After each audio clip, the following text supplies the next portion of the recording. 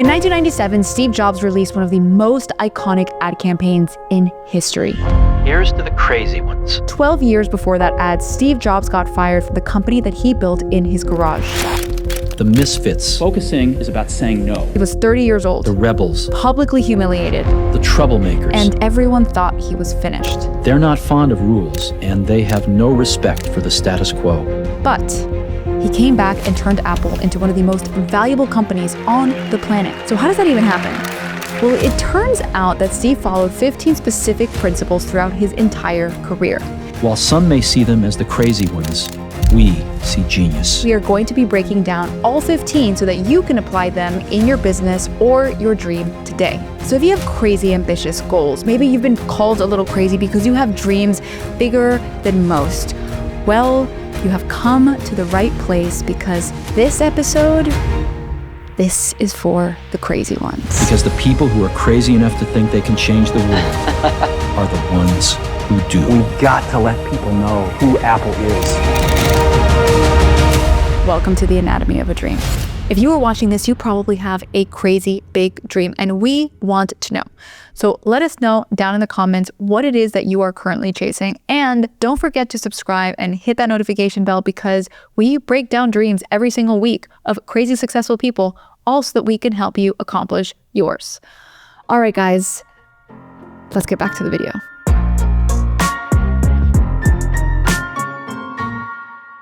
In the early 1950s, inside the halls of University of Wisconsin, two students meet, setting off a chain of events that will alter history. A 23-year-old college student named Joanne Scheibel meets Abdul Fattah John Jandali, an ambitious, brilliant teaching assistant, and they fall in love. And despite her father's disapproval, Joanne travels with him to Syria to meet his family. And when she returns home, she realizes something. She's pregnant, but there's a problem. Because Joanne's father is seriously ill and he had threatened to disown her if she had the baby. So at 23 years old, with no support and no way to raise the baby on her own, Joanne makes an impossible decision. She's going to give up the baby for adoption. But she sets one requirement, and it's that the adoptive parents be college graduates. And so a lawyer and his wife agreed. But when the baby was born, a boy, they backed out, because they wanted a girl. So the newborn was placed with Paul and Clara, a mechanic who dropped out of high school and a bookkeeper who never finished college. And when Joanne found out, she refused to sign the adoption papers. Not until Paul and Clara promised one thing. They would start a college fund and send her son to school. And so they signed. And that baby was Steve Jobs. So after his adoption, Steve grows up in Silicon Valley. And this is before it became obviously the tech capital of the world.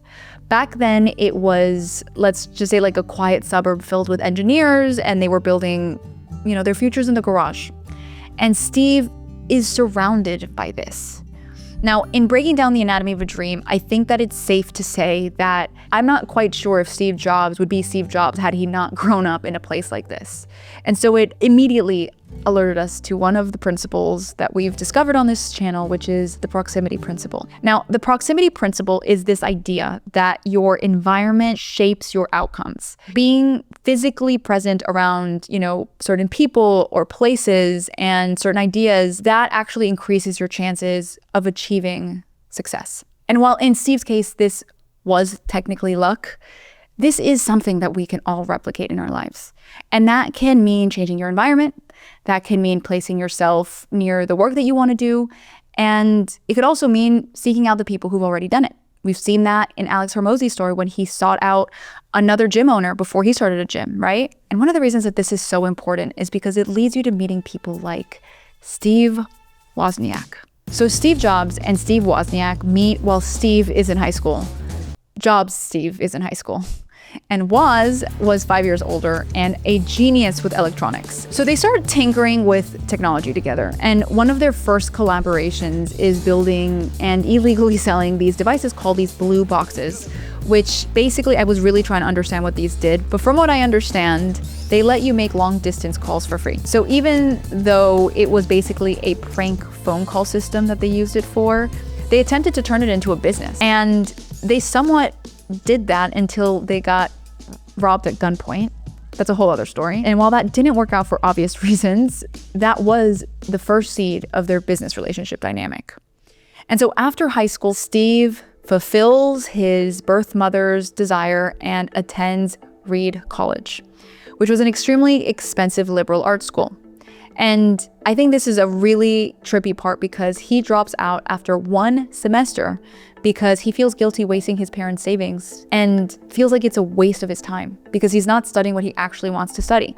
The crazy part is that he convinces the dean for him to be able to still audit the classes that he actually cares about for free. And the most important one ends up being a calligraphy course where he becomes obsessed with typography, with spacing and serif versus sans serif fonts. And this is what brings us to our next principle that we saw here, which is skill stacking. Skill stacking is where seemingly unrelated skills not only connect, but they form a stack. Now, here's the thing about skill stacking, is that in a world where we really are almost encouraged to specialize in one thing very early on, what we've seen is very successful people, they tend to not do that. There's very few exceptions to this, like Tiger Woods. But generally speaking, the most successful people actually tried a bunch of different things. They attained a bunch of different skills that later on served them in their careers.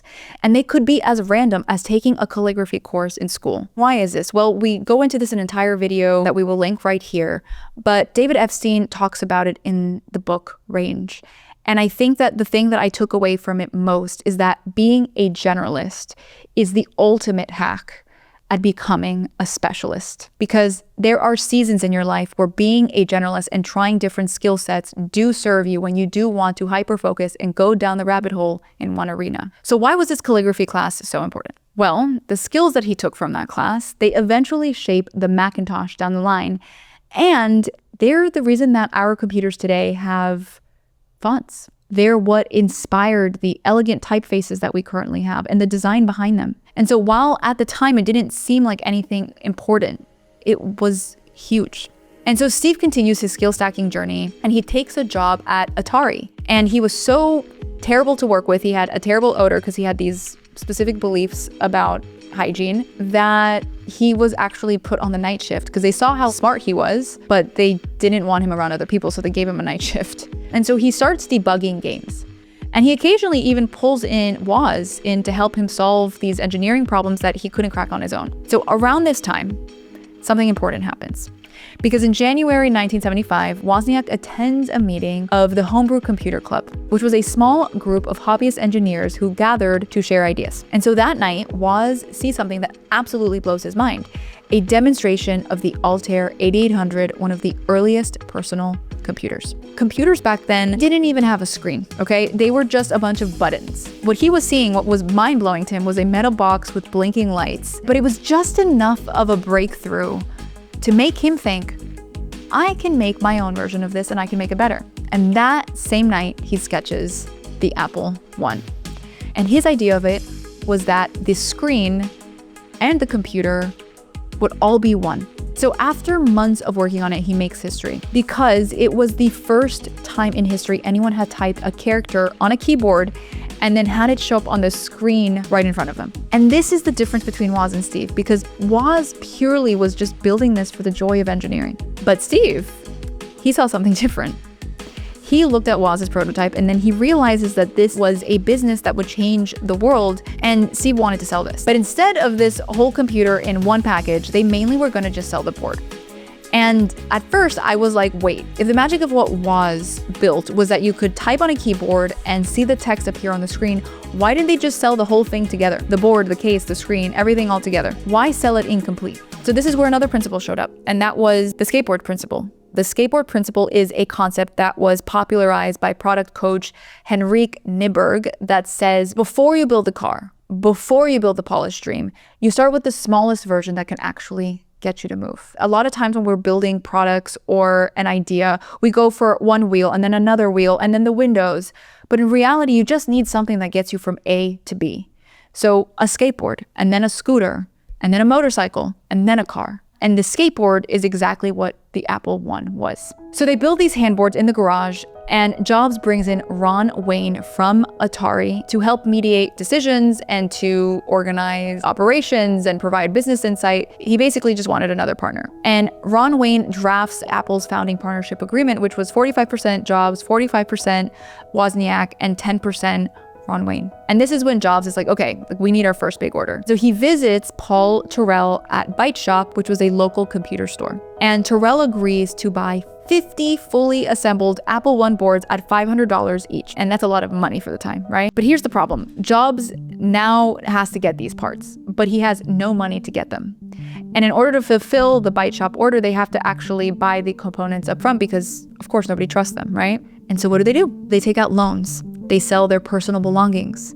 Jobs sells his Volkswagen van. Woz sells his HP scientific calculator thing. They borrow money from friends. They negotiate credit with suppliers. And this risk actually terrifies Ron Wayne because as a partner, he is personally liable for any debts because they didn't really have it set up as a corporation at the time. And unlike Woz and Jobs, he actually had assets to lose. After just 11 days, he sells 10% stake back for $800, later receiving $1,500 more. Here's the unfortunate part. Had he stayed on and kept his 10% stake, at the end of 2010, it would have been worth approximately $2.6 billion.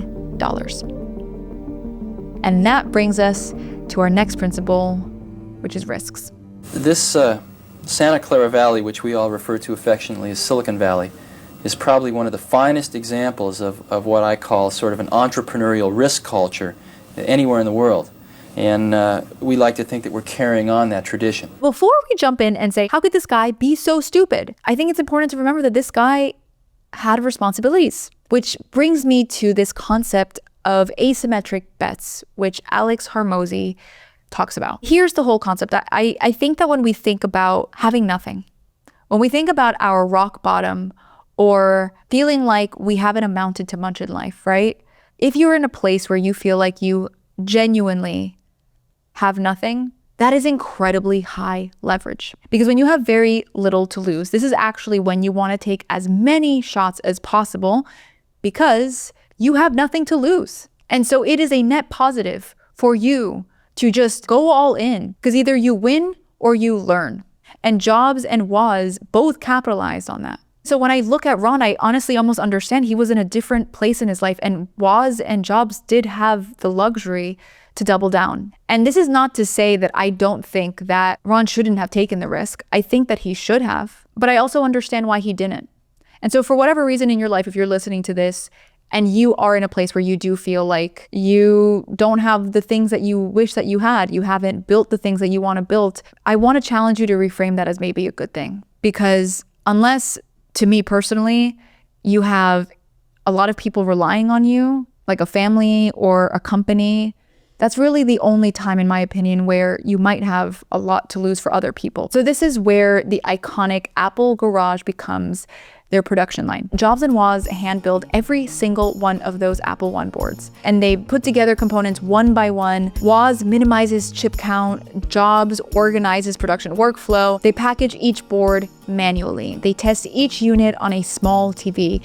And this is done with almost no equipment at the time. And all this to lead to Apple I shipping fully assembled, which is rare at the time. Most companies actually, they sold kits, and Apple was a ready-to-use logic board. And this was the differentiator for Apple at the time because it made it more appealing to everyday consumers that they didn't have to build it themselves. And this ease of using the product is honestly something that will foreshadow Apple's future identity down the line. So this is a big moment because Byte Shop accepts the order.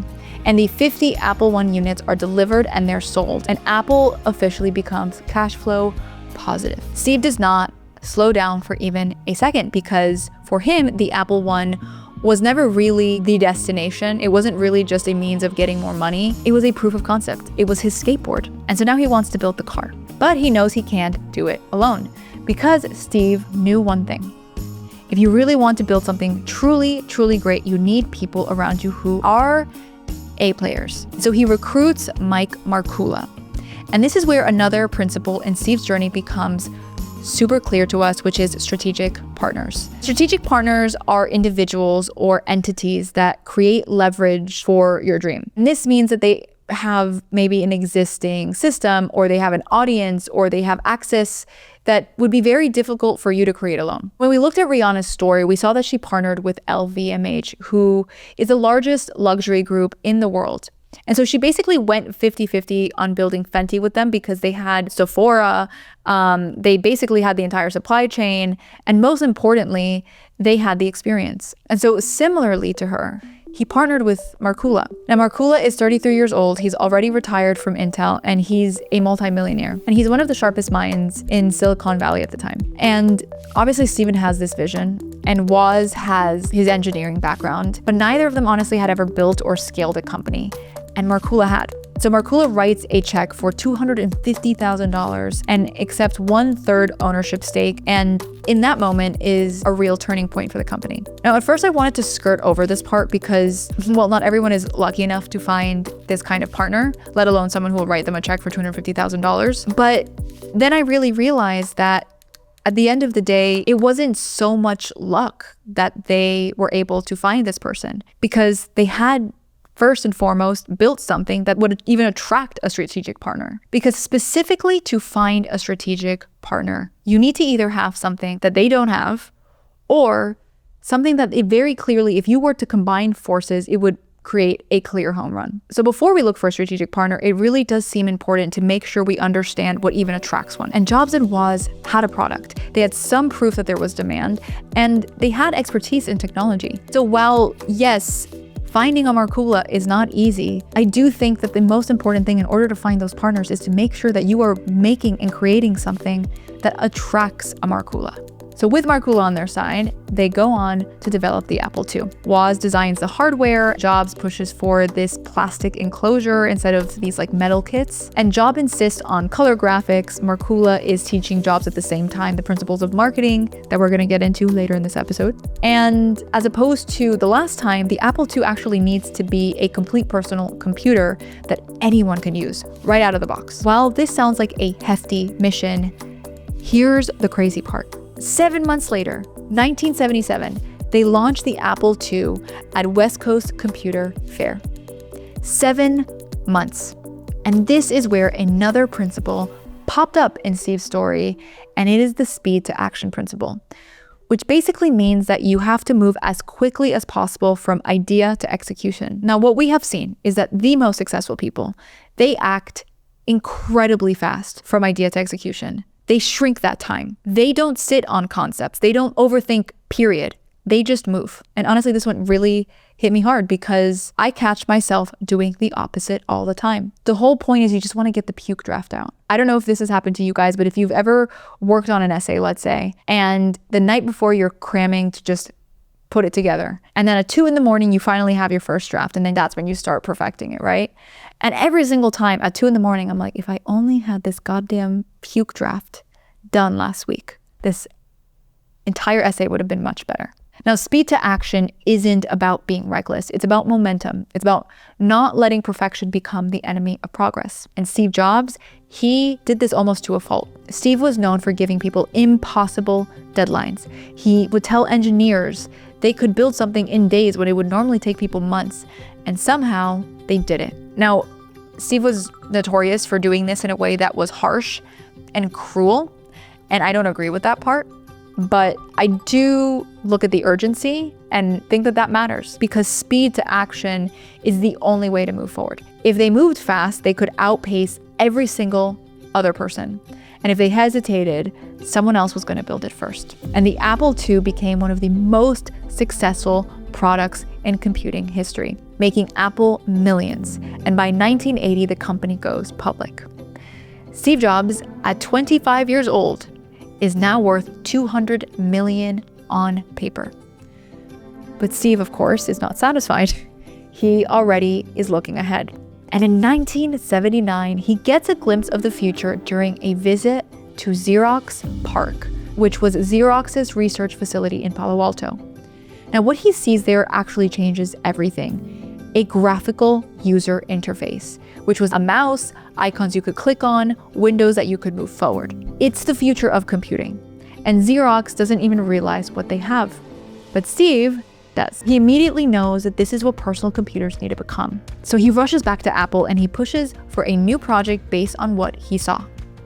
The Lisa, which by the way, he named after his daughter. The whole other story that I'm not going to be talking about in this episode. Let's just say that Steve was a very complicated dude. Anyway, Steve takes lead on it. And this was going to be his masterpiece. But there's a problem. As we've kind of mentioned, Steve is impossible to work with. He's demanding, he's controlling, he changes his mind constantly, he pushes people to the breaking point, and the Lisa team is in chaos. In September 1980, Mike Scott, the president of Apple, and Markula, who remember was his mentor and his partner, they secretly plot a reorganization. They really had no choice but to strip Steve of control over Lisa. And they remove him as vice president of research and development, and he's made into a non-executive chairman of the board, basically meaning he's a public face with no operating power. And you may ask, how is that even possible? Like, he is the founder of this company, right? But you have to understand that with it becoming a public company, this is very much operated on a different level. And at the time, Steve was not given CEO because, well, he himself even knew that he was not really ready for that. So he was stripped of his power. And he was furious. He was obviously humiliated, and he's got nowhere to go. Except there's this other project, a smaller one, started by a guy named Jeff Raskin, who envisioned a cheap, simple computer for everyday people. Jobs liked Raskin's vision, but he did not like the compromises that he made to keep the cost down. So Jobs then tells him to focus on building what he repeatedly called an insanely great product. And he was like, don't worry about the price, just specify the computer's abilities. Eventually, Steve forces his way in and manages to take over completely. The Macintosh then becomes his revenge. So Steve goes on a recruiting mission. And this is where another principle shows up that is arguably the most important one for Apple's future.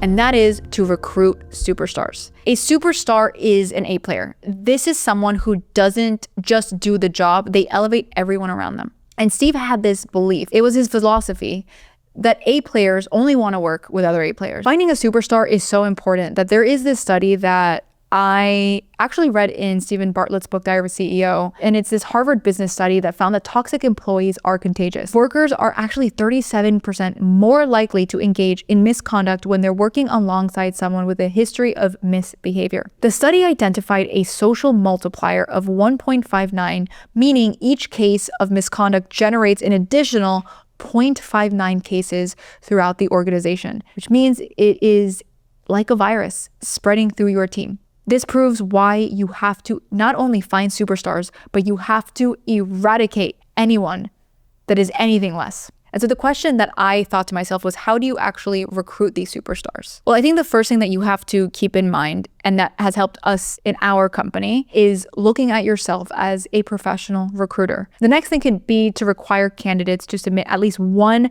piece of concrete evidence proving that they are world-class at whatever it is that they do. You want to actually have them give you something that is not just like, oh, I improved their strategy and I got them to get 5K more followers or whatever it may be. It's like, if it doesn't absolutely with all certainty, you know that they did it and they contributed to that and that you can see how they thought through it, chances are you need to dig a little deeper there, because I have definitely made the mistake where I have hired people who have claimed things that I really didn't know for sure if they did, and that doesn't count.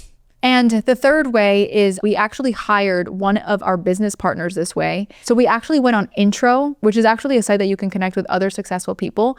And we met with, I won't say specifically who, but he was generous enough and offered to interview the person that we were going to bring on in the future. And so bringing in someone who actually is a pro, and they will be able to tell you, this person is garbage, this person actually knows their shit. So that's a potential way of finding someone. Just remember that an A player, it's not about where they went to school or what their experience even was on their resume. It genuinely is a mentality. An A player is someone who is obsessed with movement, results, and improvement. Meaning if you leave the room and you step away from the office, they are going to improve it because they can't accept anything less than that. And my favorite job story is actually when someone asked him what his favorite product was that he had created. And he responded by saying, "My team." He doesn't just hire people who are available. He hunts down the best engineers, the best designers, the best minds that he could possibly find, and he convinces them to join him. And so he recruits Andy Hertzfeld, a brilliant engineer. Steve literally unplugs his computer mid-project and tells him he's starting on the Mac immediately. Then he recruits Bill Atkinson, a software genius, and he recruits Joanna Hoffman, who becomes one of the few people willing to stand up to Steve and tell him when he's wrong. He makes them feel that they're not just building a product, but they're building something historic. So with his team assembled, Steve pushes the Mac forward at a relentless pace. But here's the thing about moving fast. You fail a lot. The Mac team that he had assembled, they don't get it right the first time or the second or even the 10th. Steve is pushing them to experiment with different case designs. They go through dozens of mock-ups. And every time something doesn't work, Steve doesn't let them sit on it. He pushes them to pivot immediately. And this is the success loop in action. The success loop is this cycle of taking action, failing, and then pivoting, and going through that loop over and over again until that failure becomes success. And what I want you to ask yourself is, how often are you actually going through the success loop? How often are you actually failing? How often are you pivoting? Because the Mac wasn't born perfect. It was built through hundreds of small failures that taught them what worked. And while Steve was pushing them through the success loop, there was something else that was happening. For Steve, failure wasn't about whether the product worked or not. Failure was in the tiny details. It was in the curvature of the corner. It was getting the exact shade of beige and getting the exact right spacing between the icons, which a lot of people literally thought he was crazy for obsessing over. He obsessed over everything. And this brings me to two principles that we need to talk about, which are two forces that actually contradict each other, but somehow both define Steve's entire approach. One day, Steve gathers the team to look at the circuit board, and he points at the memory chips and tells the engineer that it was ugly and that the lines were too close together. And this engineer replies, "Well, the only thing that's important is how well it works. Nobody's gonna see the PC board." And what happens next is probably one of my favorite Steve Jobs stories, and I'm gonna read it straight from Walter Isaacson's book right here. So he says, "Jobs reacted typically. I want it to be as beautiful as possible, even if it's inside the box. A great carpenter isn't going to use lousy wood for the back of the cabinet, even though nobody's going to see it." In an interview a few years later, after the Macintosh came out, Jobs again reiterated that lesson from his father. When you're a carpenter making a beautiful chest of drawers, you're not going to use a piece of plywood on the back, even though it faces the wall and nobody will ever see it. You know it's there. So you're going to use a beautiful piece of wood on the back for you to sleep well at night. The aesthetic, the quality has to be carried all the way through. From Mark Markula, he had learned the importance of packaging and presentation. People do judge a book by its cover. So for the box of the Macintosh, Jobs chose a full color design and kept trying to make it look better. He got the guys to redo it 50 times, recalled Alain Rosman, a member of the Mac team who married Joanna Hoffman. It was going to be thrown in the trash as soon as the consumer opened it, but he was obsessed by how it looked. To Rosman, this showed a lack of balance. Money was being spent on expensive packaging while they were trying to save money on the memory chips. But for Jobs, each detail was essential to making the Macintosh amazing. When the design was finally locked in, Jobs called the Macintosh team together for a ceremony. "Real artists sign their work," he said. So he got out a sheet of drafting paper and a Sharpie pen and had all of them sign their names. The signatures were engraved inside each Macintosh. No one would ever see them, but the members of each team knew that their signatures were inside, just as they knew that their circuit board was laid out as elegantly as possible. Jobs called them each up by name, one at a time. Burrell Smith was the first. Jobs waited until last, after all 45 of the others. He found a place right in the center of the sheet and signed his name in lowercase letters with a grand flair. Then he toasted them with champagne. "With moments like this, he got us seeing our work as art," said Atkinson. And so this is excellence as value. Excellence as value means that you do more than the standard. You care about the details no one else will see. And it's not because you have to, it's because it matters to you. And for Jobs, it looked like insisting over a 1-year warranty that came with Apple II when it was usually 90 days. He went above the standard in every single regard. And recently, our own company, we were going to ship out a drive to one of our clients. And because excellence is one of our values, we got a nice box. We put nice stuffing in it, and we included a handwritten note. This is the 1% above standard that is required to really succeed. Ask yourself, what is the metric of excellence for me? What is doing 1% more actually mean? And defining that for your company and for your team. And having them even say, before they send something in, is this meeting the standard? What would take this 1% above? Now, here's the big issue. Excellence as a value contradicts another principle that we have, which is perfection is too expensive, which we're about to get into. But here's the difference between the two. Excellence is finite. It does have an endpoint, and it should be an established metric. Because the second that you don't have an end to it, that's when you start delaying deadlines. And that's when you start to screw up your success loop. That's when excellence actually turns into perfectionism. And while Steve was generally very good at balancing this, he did tend to be a perfectionist. And he took his excellence a little too far. And that's where he really starts to run into trouble. So Steve is pushing the team, right, to refine and redesign and perfect, but he starts taking it a little too far. His obsession with perfection meant Mac kept getting delayed. Every refinement added cost. Every redesign pushed back the launch date. And it caused a product to be too expensive when the overall goal was for it to be cost effective for the consumer. And meanwhile, the Lisa, the project that Steve was kicked off of, it launched in 1983. And it is a commercial failure. It was too expensive. It was $10,000 at the time. It was too slow, and the market honestly was not ready for it. And the Mac, it was supposed to be different. It was supposed to be cheaper and faster, and it was supposed to be for everyone, except it's not ready. And Steve kept delaying. So Apple's board is getting nervous. Markula is also getting nervous, and they need the Mac to ship. They need the revenue. And they start to wonder, is Steve the problem? And here's where we need to talk about perfection is too expensive. Remember how we said excellence needs to be finite? It does need a point where you say this is good enough to ship. Steve struggled with that line. And around this time, Steve makes a decision that will change everything. He recruits John Sculley. Sculley is the president of Pepsi. He's a marketing genius. He's the guy that created the Pepsi challenge, and he went head to head with Coke. Steve wants him to run Apple in order to scale the company. So Sculley joins Apple as CEO in 1983. And at first it works. Steve and Sculley are super close. They feel like they're reading each other's minds. They're partners. Sculley brings structure, Steve brings vision, but then cracks start to form. Sculley wanted to charge $2,500 for the Mac, which was far more than Steve originally promised. And Steve felt it was betraying the consumer, which honestly he wasn't wrong on. And so the Mac finally launches in January 1984 with one of the most iconic ads in history, the 1984 Super Bowl commercial.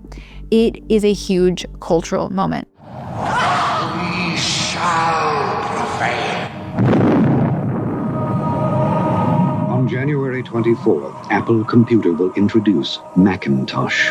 And you'll see why 1984 won't be like 1984. But the sales are low. The Mac is underpowered. It doesn't have enough memory. It's missing key features that businesses need. And it's expensive. Steve's perfectionism made the Mac beautiful, but it also made it too costly. And while Sculley definitely made the wrong call on the final price, we can't deny that Steve's actions definitely played a part in that. Meanwhile, the Apple II, the computer Steve considers outdated at the time, is still making most of Apple's money.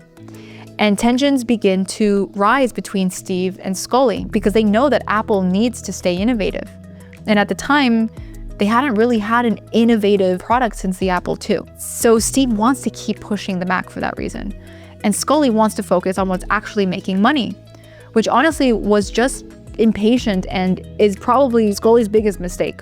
And this is what leads Steve to start undermining Sculley. He's talking bad about him behind his back. He's trying to turn the board against him, but Sculley does not back down. And so in early 1985, Sculley goes to the board with an ultimatum.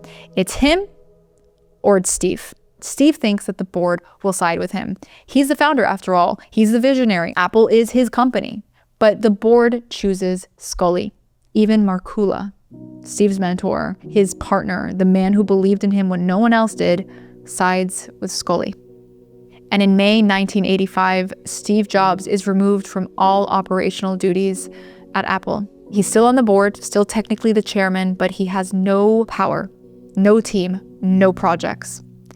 He's been fired from the company he built in his garage. And at 30 years old, Steve Jobs had lost everything he had worked for. Well, maybe not everything, because he had $100 million, meaning he could retire. He could travel the world. He could just focus on his family, never work another day in his life. Super not relatable, I know. But that's not what happens. Because instead, a few months after being fired, Steve resigns from Apple completely. He's done watching from the sidelines. And he immediately starts building again. And he founds his next company, Next.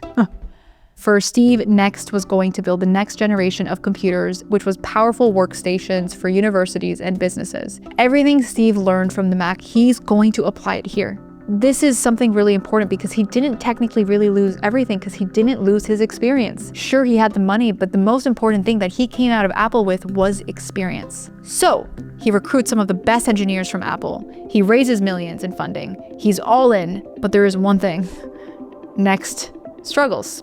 The computers are, once again, beautiful. They're cutting edge, but they're expensive. They're too expensive. And the Next computer at the time costs around $6,500 when it launches, which means universities literally can't afford them and businesses don't want them.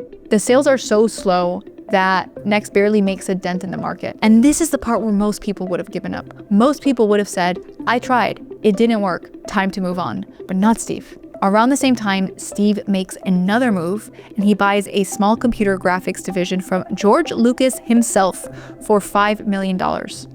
It's this struggling team working on animation technology. He renames it Pixar.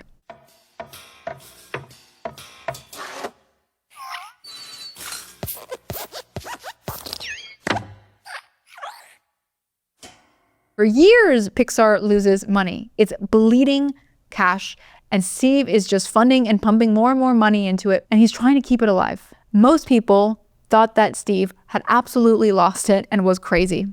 Pixar was a money pit, and Next was failing, but he didn't quit. And this is our principle of persistence. Persistence is the refusal to give up on your dream, even when everything tells you to walk away, even when you're failing. Even when people count you out. And as much as I feel like this principle is fucking cliche, it is the honest truth about success. There's this Mr. Beast video that I saw years ago that I remember thinking how it was such a beautiful metaphor for success, where in order to win this very fancy car, all these people have to keep their hand on the car, and the last person with their hand on the car wins. How many times did I just say car? That is a metaphor for life and an example of what persistence looks like. Because I feel like in the game of success, it is about the last man standing. And you almost have to be a little bit delusional to keep going. And I know that in his case, it is a lot easier because he had the money, but I really want to challenge that because he did have a lot to lose. And I also want to beg the question, like, what else was he supposed to do? Do nothing with his life? This was his dream. It wasn't to just be a multimillionaire. This, if anything, proves that he had a dream that he was going to continue fighting for. In Steve's own words, his passion was building an enduring company where people were motivated to make great products. He wanted to build a company that would stand for something a generation or two from now. And that's what he wanted Apple to be. Scully at the time said this was a lunatic plan. Apple would never be a consumer company. He said we couldn't bend reality to all of our dreams of changing the world. High tech could not be designed or sold as a consumer product. Steve really believed that personal computers should be accessible, beautiful, and revolutionary, and he wasn't going to stop until that vision became reality. And that is persistence. For years, Steve kept funding Next and applying all of the principles that we spoke about earlier, and he kept funding Pixar and he kept pushing forward even as both companies struggled. But then, something shifted. In 1995, Pixar releases Toy Story. To infinity infinity and beyond. The first fully computer animated feature film. It is a massive hit, a cultural phenomenon. And Pixar then goes public, and overnight, Steve Jobs is worth over $1 billion. It took us 10 years to do that, but we did it. And the first computer animated feature film, first totally computer synthetic film of any kind, which was Toy Story, fortunately, it came out really well and became the third most successful animated film of any type in terms of box office success. And next, well, it's still struggling to sell computers, but the software, the operating system, is elegant and it's powerful and it's years ahead of its time. Meanwhile, back at Apple, things are falling apart. After Steve left, Apple tried to innovate without him, but nothing was working. The company is losing money. The market share is collapsing, and by 1996, Apple is on the verge of bankruptcy. And so they need a new operating system. They've been trying to build one for years, and it is a disaster. So they start looking for options. They consider at the time buying a company called B Inc., and it's actually run by a former Apple executive. But then someone suggests, what about Next? Well, yes, Next was struggling to sell computers, but the operating system that Steve's team built, it was rock solid. It was advanced and it was stable and it was everything that Apple needed. And so Apple offers Next $400 million. In December 1996, Apple acquires Next, and as part of the deal, Steve Jobs returns to Apple as an advisor. In hindsight, it was a terrible mistake for Steve to be pushed out. I clearly was not skilled in being able to build technology products, so I had to surround myself with others, and the reality was there was no one ever as good as Steve. And this is where our principle of undeniable proof is popping up. Now, our undeniable proof principle is basically that you want to do something so well that people can't ignore you, and you force them to pay attention. Now, I know that on paper it doesn't look like he's successful, but one of the big deciding principles between B Inc. and Next was that B Inc. didn't have a full product the way that Next did. And it was so good that the company that fired him had no choice but to bring him back because they needed him. And Next had revenue on top of that. Undeniable proof, to me, is another principle that shows us that we have control. Yes, it's really hard to build this undeniable proof, but it means that you don't wait for somebody else to tell you yes in order to build it. And so that can look like building followers. That can look like creating a product, an MVP. And so in the pursuit of your dream, in your business, where can you create undeniable proof that can't make someone ignore you? Whether it's for your customer or for an investor, but just don't wait for anybody else. I think we convince ourselves that we don't have the money or the capital or the time to be able to create that proof. But I would challenge that. I think there's other ways to create proof. And sometimes, genuinely, it doesn't have to be the product that you're trying to make. It can literally be creating a community. And so in early 1997, Steve officially returns as interim CEO. And Apple is a mess. The company has too many products, has no clear direction, and it's bleeding money. And most people think that Apple is honestly finished.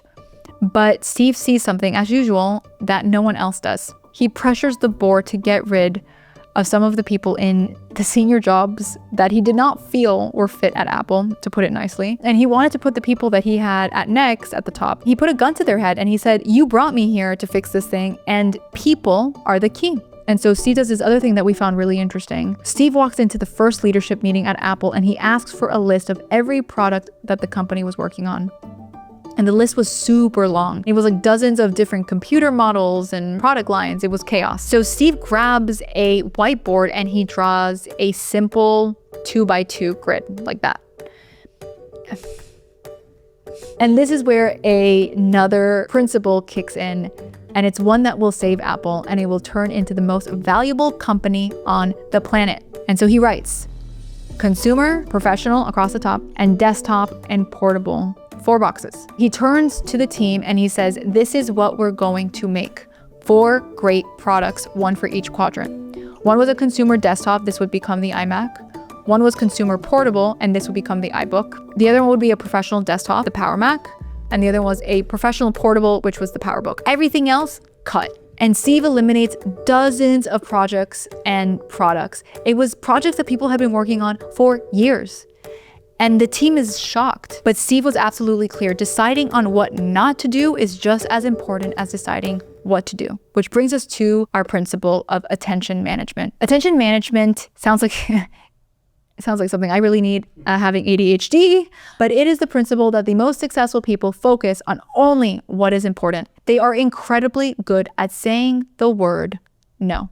There's a concept that he understood that very few people focused on back then in the early 90s of signal-to-noise ratio. What was so brilliant about Jobs that I tell every CEO now, and I don't care if you're an S&P 500 CEO or you're just starting a business, his vision of signal was the top 3 to 5 things you have to get done in the next 18 hours. Not your vision for the business next week or next month or next year, just the next 18 hours you're awake. You're going to get those 3 things or those 5 things done that you have deemed critical for your mission. They must get done today. Anything that stops you from doing that is the noise. So this signal-to-noise ratio to be successful for Steve Jobs was 80-20. 80 signal, 20 noise. Steve saw that Apple was trying to do everything, and as a result, doing nothing as well. By cutting everything except for 4 products, he could focus on all of Apple's resources and talent and energy on making those 4 products insanely great. This is probably the thing I am currently doubling down on, because I have always been a master of doing a lot at once. And I do think that there are seasons where you do have to be boring and you do have to be consistent in order to get good and in order to gain traction. Especially right now, if you are at the beginning and early stages of your dream, you need to be doubling down. And I will tell you this, if you are not bored, you are not done doubling down. My past 7 months have been the same. Wake up, come to the office, work on a video, film the video, edit the video throughout the week. I've been doing the same things over and over. It is incredibly boring. And by season of boring, I don't mean that the work isn't engaging or that you don't find it meaningful. I mean that it's repetitive. And I think a lot of times we glamorize what success and romanticize what it looks like to hustle. We think about the Rocky montage where it's just go time, but in reality, it's very redundant. And that's okay. But this is what attention management looks like. Limiting and narrowing your focus in order to get bigger results. And this is something that Steve was really good at. And so here's a question for you. What are you trying to do right now? How many projects? How many goals?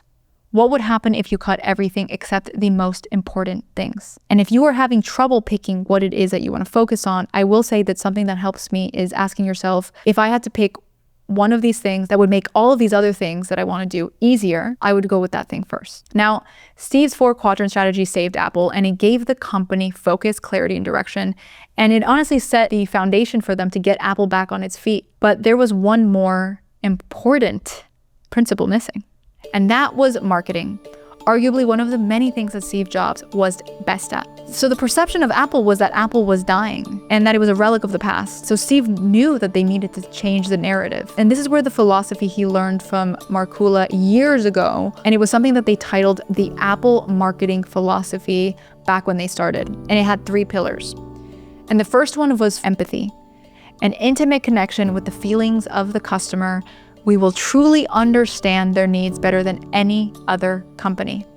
Number 2, focus, which they've defined as in order to do a good job of those things that we decide to do, we must eliminate all unimportant opportunities. Well, check. And this brings us to their 3rd pillar, which was impute. People do judge a book by its cover. We may have the best product, the highest quality, the most useful software, but if we present them in a slipshod manner, they will be perceived as slipshod. If we present them in a creative, professional manner, we will impute the desired qualities, and this is where Steve's obsession with packaging comes in. And this is what Steve understood. He understood the customer better than they understood themselves. Steve Jobs even said, "I think you still have to think differently to buy an Apple computer. The people who buy them think different. They are the creative spirits in this world. They are out to change the world. We make tools for those kinds of people." And that's what led him to making one of the best ads of all time, in my opinion. It's an ad that is still studied in schools to this day, and it resulted in one of the most iconic ad campaigns in history, and that was Think Different. Here's to the crazy ones. the misfits, the rebels, the troublemakers, the round pegs in the square holes, the ones who see things differently. They're not fond of rules, and they have no respect for the status quo. You can quote them, disagree with them, glorify or vilify them. About the only thing you can't do is ignore them, because they change things. They push the human race forward. While some may see them as the crazy ones, we see genius. Because the people who are crazy enough to think they can change the world are the ones who do. The campaign launches in 1997, and it features black and white footage of revolutionaries, artists, rebels, Albert Einstein, Martin Luther King, Bob Dylan, Pablo Picasso, Muhammad Ali. The ad had nothing to do with computers. It was about identity, about who Apple is for. And this is what made Steve so fucking good at marketing. Apple, at the core, its core value is that we believe that people with passion can change the world for the better. That's what we believe. Most companies sell products by listing features and specs. The Mac wasn't for everyone. It was for the crazy ones, the rebels, the creators. And if you saw yourself in that way, Apple was your tribe. And Steve also understood that great marketing is emotional. It's not rational. He didn't lead with megahertz and RAM. He led with how the product would make you feel. He was a master at storytelling. Steve positioned Apple as the underdog, the company fighting the corporate giant. Even when Apple wasn't actually the underdog anymore, the narrative stuck because people root for underdogs. And he kept it simple, one very clear message. It wasn't 10 features, it was just one thing that you'd remember. Think different. I know that some people will criticize us for, not talking about all those things about why we have better plug and play. But we've got to let people know who Apple is. And so here's the question. Have you been trying to sell features, or are you selling belonging? Are you selling identity? Are you speaking to everyone, or are you speaking to your customer? Because the best marketing, and we say this at our company all the time, the best marketing doesn't convince people to buy. It helps them see themselves in what you're building. So Think Different worked. It didn't save Apple overnight, but it did remind people, and it reminded Apple employees what the company stood for. And in 1998, Steve launched the iMac, which was a translucent, very colorful, all-in-one computer. I had it, I loved it, and it looked like literally nothing else on the market. It was super friendly, it was fun, it was simple, and it was a hit. I still remember to this day the day that my parents surprised me with the iMac. And Apple was back. And from there, Steve would go on to create some of the most iconic products in history, products that didn't just succeed, they really did change an entire industry.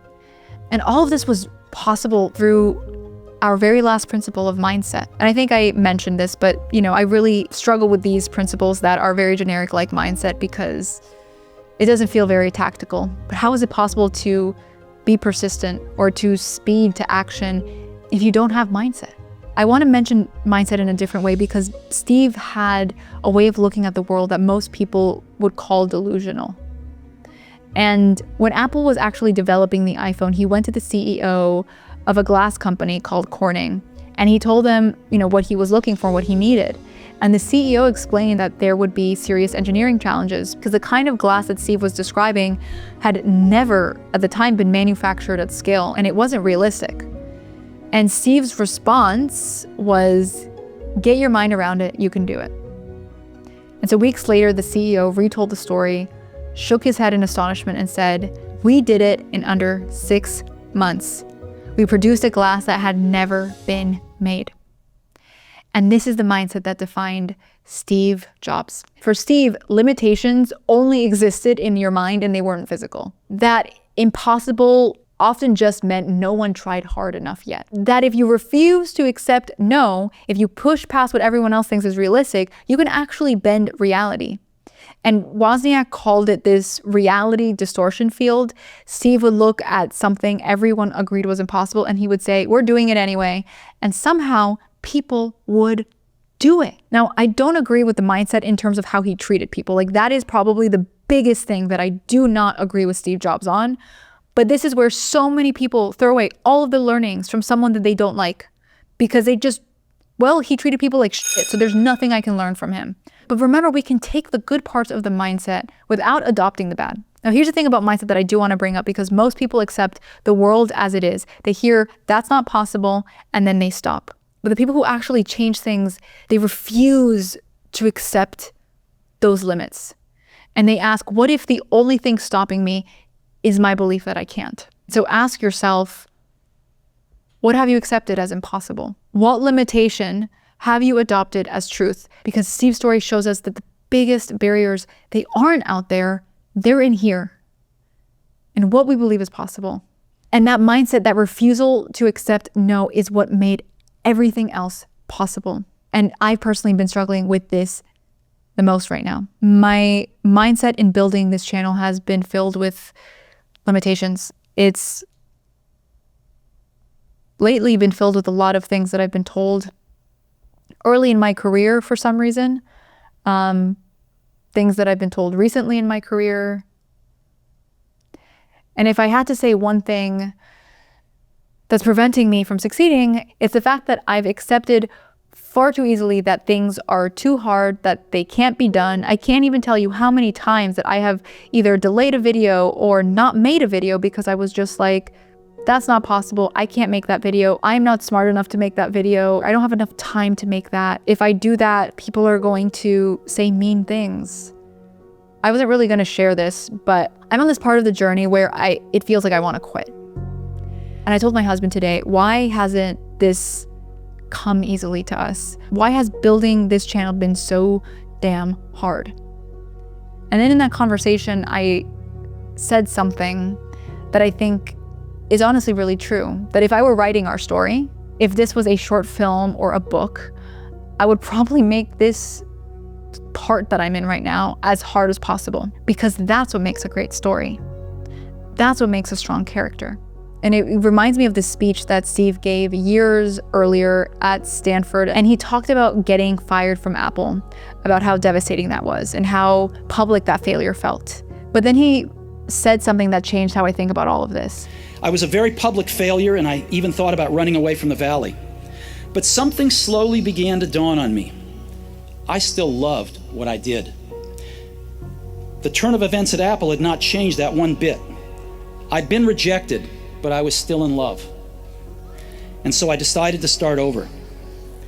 I didn't see it then, but it turned out that getting fired from Apple was the best thing that could have ever happened to me. The heaviness of being successful was replaced by the lightness of being a beginner again, less sure about everything.